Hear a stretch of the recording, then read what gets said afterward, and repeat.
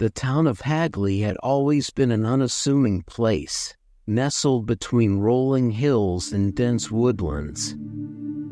Its history ran deep, with echoes of centuries gone by whispering through the cobblestone streets and ancient trees. Yet, it was not the kind of history that lent itself to tourism or local lore. It was the kind that clung to the shadows, hidden in the dark corners of memory, where only the brave dared to tread. Among the many residents of Hagley was a woman named Cornelia. She arrived in the autumn of 1940, just as the leaves began to turn, painting the landscape in hues of gold and crimson. To the townsfolk, she was an enigma. She had a peculiar beauty, marked by her striking dark hair and eyes that sparkled like obsidian. Yet, it was her odd mannerisms that set her apart. Cornelia rarely ventured out during the day. Her presence often felt only in fleeting glimpses, a silhouette against the backdrop of her quaint cottage, hidden behind a thicket of overgrown hedges. I first saw her from my bedroom window, perched high above the street like a watchful guardian. I was just a boy of 15, naive to the world's complexities, yet full of an insatiable curiosity that pushed me to seek out the unknown. On those nights when the moon shone full and bright, I often caught glimpses of Cornelia standing in her garden, her face tilted upward as if in communion with the stars. It was during one such night in the autumn of 1941 that I found the courage to approach her. My heart raced as I knocked on her weathered door, the sound echoing through the stillness of the night. The door creaked open, revealing Cornelia with a look of surprise. Her expression softened as she recognized me, her dark eyes flickering with a mix of relief and apprehension. "Hello, Henry," she greeted, her voice barely above a whisper. "What brings you here?" "I wanted to talk," I stammered, feeling both bold and foolish. "Of course." "Come in," she replied, stepping aside. As I entered, the scent of herbs and something sweet wafted through the air. Her home was modest but filled with warmth. The walls were adorned with photographs, each one a window into a life that had once been full of laughter and light. I noticed a picture of her as a child, her face alight with joy, standing beside a man whose features were obscured by the passage of time. "Would you like some tea?" Cornelia asked, her voice breaking through my reverie. "Yes, please," I replied, taking a seat at a small wooden table. The surface was worn smooth, evidence of years of use. As she prepared the tea, I couldn't help but notice her hands, delicate, with long fingers that seemed to dance as she moved. There was something graceful about her, yet it was marred by an underlying tension that lingered in the air. We exchanged pleasantries, and I found myself drawn to her story, which she reluctantly began to share. Cornelia spoke of her past, of fleeing her homeland to escape the horrors of war. Her voice trembled as she recounted the fear that gripped her, the uncertainty that had become her constant companion. I listened intently, my heart aching for the pain she had endured, yet I could not shake the feeling that she was holding back, concealing something deeper. "What brings you to Hagley?" I asked, my curiosity overpowering my instinct to tread lightly. "I sought refuge," she replied, her gaze dropping to her hands. "A place where I could disappear, away from the world that had turned so dark."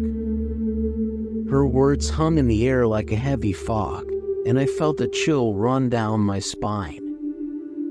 There was a weight to her story, a sense of foreboding that wrapped around me like a shroud. Despite the warmth of the tea and the flickering candlelight, I felt a darkness lurking just beyond the edges of our conversation. As the evening wore on, Cornelia confided in me about her nightly walks, her eyes growing wide with an urgency I hadn't seen before. "You must understand, Henry," she said, leaning closer. "The moon has a power of its own. When it shines bright, it awakens things that should remain asleep." "Like what?" I asked, a mixture of skepticism and intrigue coursing through me. "Things that watch us from the shadows," she whispered, her voice trembling with fear. "If you ever see a ring around the moon, you must run. Do you hear me? Run as fast as you can." Her words sent a shiver down my spine. I nodded, though I was unsure of what to make of her warnings. The conversation left me with a feeling of unease, a lingering sense that there was more to her story than she had revealed. The following days passed uneventfully, yet the image of Cornelia haunted me. I found myself drawn to her nightly excursions, watching from my window as she stepped into the night, lantern in hand, her silhouette flickering in the darkness. I felt an inexplicable urge to follow her, to uncover the truth behind her strange behavior. What secrets did she carry? What haunted her?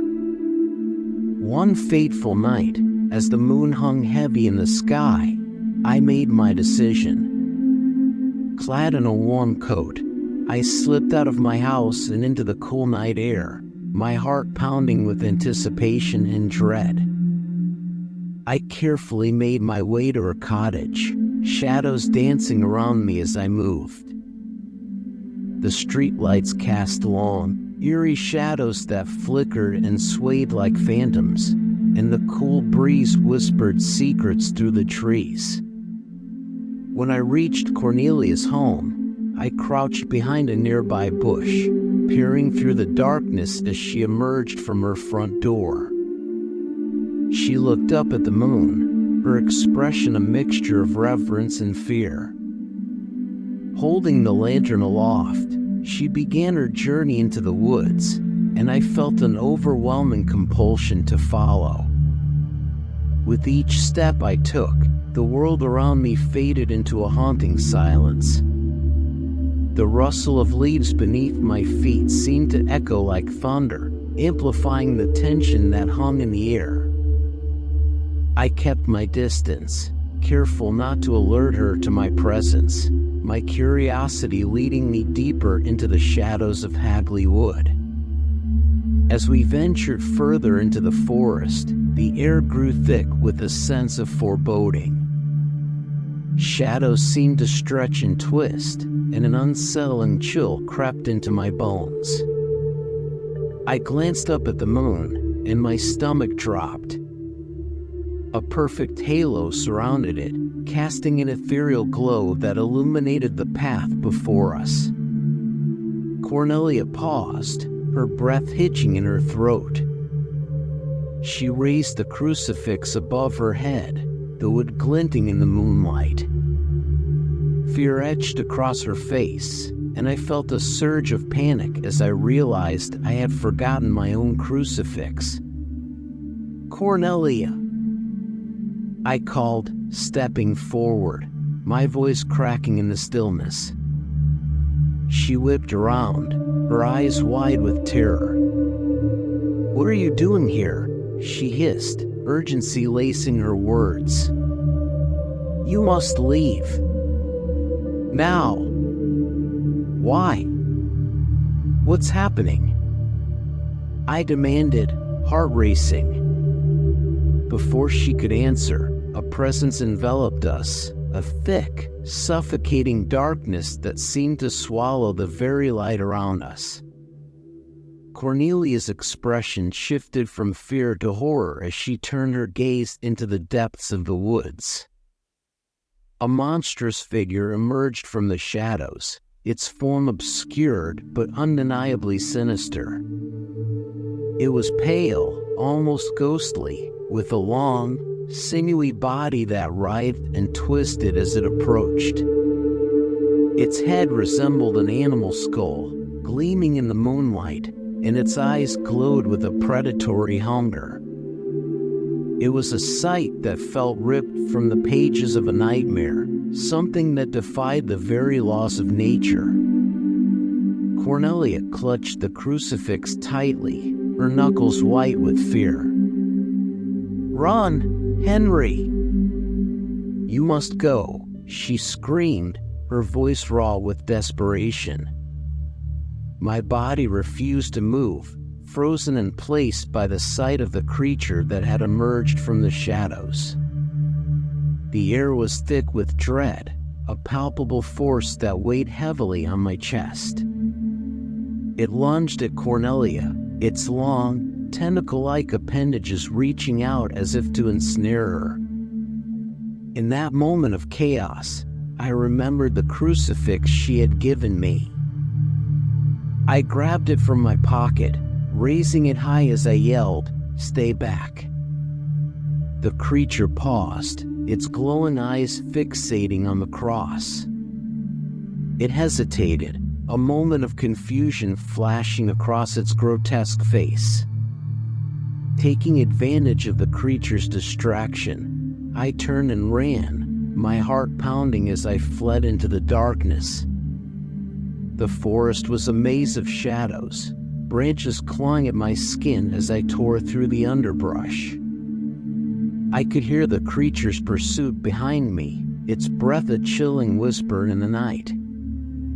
Panic surged through my veins, propelling me forward as I raced toward the safety of the trees. I burst through the thicket, the moonlight illuminating my path. I dared a glance back, and my blood ran cold. The creature had stopped, hovering at the edge of the trees, its eyes glimmering with a predatory intensity. I could feel its gaze burning into my back as I stumbled forward, desperate to escape the nightmare. With every ounce of strength, I pushed through the branches, the night air heavy with fear and adrenaline. Finally, I broke free, emerging into a clearing bathed in silver light.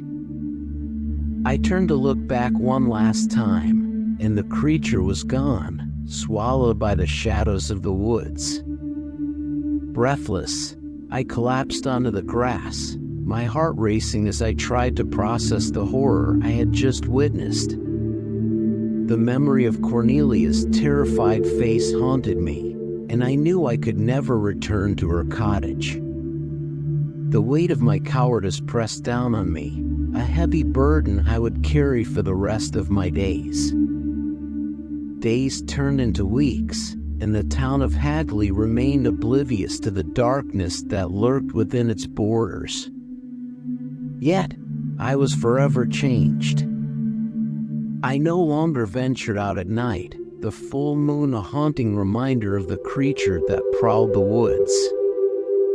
I avoided the whispers of the townsfolk, those who spoke of the witch elm Bella, a tale woven with rumors and fears. It was a month later when the discovery was made. The townsfolk gathered in shock as the local authorities unearthed the skeleton, draped in tattered rags, wedged into the twisted branches of a witch elm. The news spread like wildfire, igniting a frenzy of speculation. Who was she? What had happened to her? But they never spoke of Cornelia. It was as if her existence had been erased, her name lost to the winds of time. The only remnants were the photographs hanging in her cottage, now left to gather dust, and the whispers of a boy who had stumbled upon something he couldn't comprehend. As the townsfolk debated the identity of the skeletal remains, I remained silent. I watched the chaos unfold from the shadows, my heart heavy with the weight of the truth. I knew who the skeleton belonged to. I had witnessed her fate, and the burden of that knowledge gnawed at my soul. In the years that followed, Hagley fell into a comfortable routine. Life resumed its course, yet the legend of the witch Elm Bella lingered, like a ghost haunting the town. Some said she was a victim of witchcraft, others whispered of love and betrayal. The truth remained buried, locked away in the hearts of those who knew her story. As for me, I grew older, but the memory of that night never faded. I became a man marked by fear, haunted by the shadows of my past. The moon became a symbol of dread, a constant reminder of the darkness that lurked just beyond the edges of our world. I would often wander the woods during the day, seeking solace in the sunlight that filtered through the leaves. Yet, every time the moon rose, a sense of dread gripped me, a chill creeping into my bones. I would sit in my room, staring out the window, waiting for the night to pass, fearing what might emerge when the world fell silent. Years turned into decades, but the memory of Cornelia haunted me. I could see her face in my dreams, a specter of the past that refused to let go. The whispers of her story danced on the edges of my consciousness, urging me to remember, to bear witness to the truth that had been lost. One evening, as the sun dipped below the horizon and the moon began its ascent, I found myself standing at the edge of the woods, staring into the darkness that had once consumed me. The memories surged, a flood of emotion that threatened to overwhelm me. I had lived in fear for too long, shackled by the weight of my past. It was time to confront the darkness, to face the demons that lurked in the shadows. Taking a deep breath, I stepped into the woods, the familiar sounds of nature surrounding me. The air was crisp, and the scent of earth and leaves filled my lungs. With each step, I felt a sense of purpose awaken within me. I was no longer a boy haunted by fear. I was a man ready to reclaim his story. As I ventured deeper, the shadows danced around me, but this time, I welcomed them. I carried Cornelia's crucifix in my pocket, a symbol of her strength and resilience. It was time to honor her memory, to remember the woman who had been lost to the darkness. I reached the clearing where I had once witnessed the creature's wrath. The moon hung low, casting a silvery glow over the landscape. I felt a shiver run down my spine as I recalled the horrors of that night. Yet, I stood firm, determined to confront the specter of my past. "Show yourself," I called into the darkness, my voice steady. "I am not afraid of you anymore." The wind howled in response, rustling the leaves as shadows flickered at the edges of my vision. I could feel the weight of the night pressing in, but I stood my ground, clutching the crucifix tightly. The air grew thick, and a presence materialized before me, a figure cloaked in darkness, its eyes glowing with an otherworldly light. It was the creature, the embodiment of my fears, and in that moment, I understood. I had been running from it all these years, but it was a part of me, a manifestation of the darkness I had allowed to fester in my soul. The memories of Cornelia, the pain of loss, and the weight of regret had shaped me into a man marked by fear. With a surge of courage, I raised the crucifix, feeling its power resonate within me. "You have no hold over me," I declared, my voice echoing through the woods.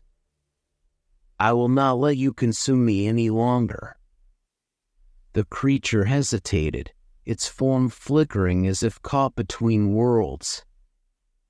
I took a step forward, determined to confront the darkness that had haunted me for far too long. "I remember Cornelia," I continued, my voice steady. "I will carry her memory with me, and I will not let her be forgotten." The air crackled with energy, and the creature shrieked, a sound that reverberated through the forest. It lunged forward, but this time, I stood firm, unwavering in my resolve.